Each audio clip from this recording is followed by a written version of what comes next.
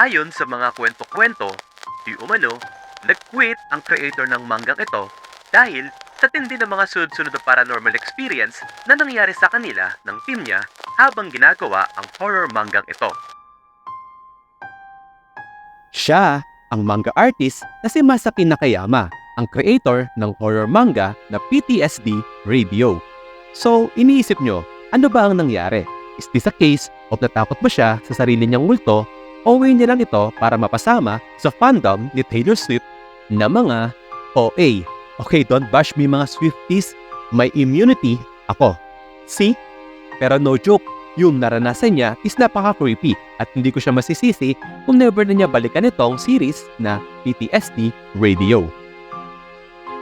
Para magkaroon kayo ng idea, ang PTSD Radio ay may iiksing kwento na may 7 to 8 pages lang per chapter na sa unang basa, I bet you won't feel a thing kasi bago ma-build yung chills, is tapos na yung kwento. Medyo nagigets ko kung bakit ganito ang format niya.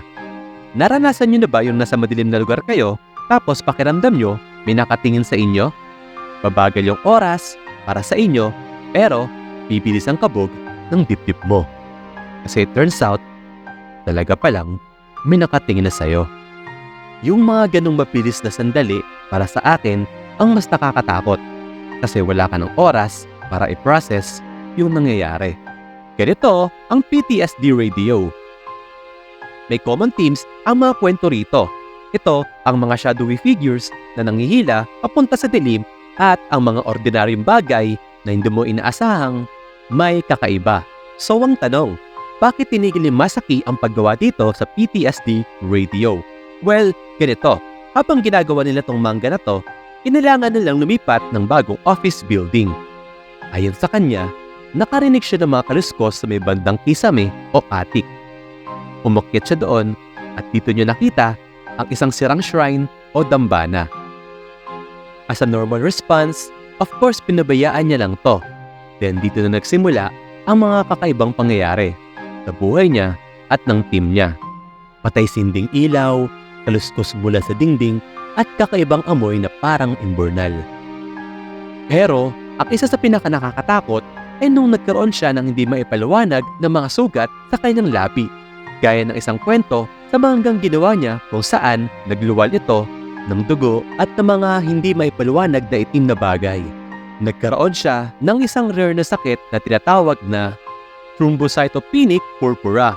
Hindi lang doon natapos ang bangungot nila kasi ayon sa mga kasama niya, nakakakita rin sila ng shadowy figure sa office nila and sa mga nakakita nun, bawat isa sa kanila ay nagkasakit. Isa rin si Masaki sa mga naapektuhan kasi ayon sa kanya, namagari ng sobra ang kalahating pisngi niya pero agad din itong nawala nung sinubukan niyang baguhin ang kwento ng manggang sinusulat niya. Well, since nangyayari sa totoong buhay yung mga nangyayari sa manga niya, sana ginawa niya tumama siya sa loto. E di sana multi-millionaire na siya ngayon.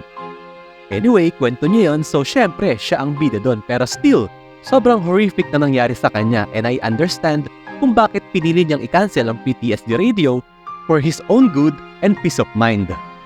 As of this writing, hanggang volume 6 lang ng PTSD Radio ang nai-release and dala ng mga nangyari sa author at sa team niya, probably hindi na yon madudugtungan.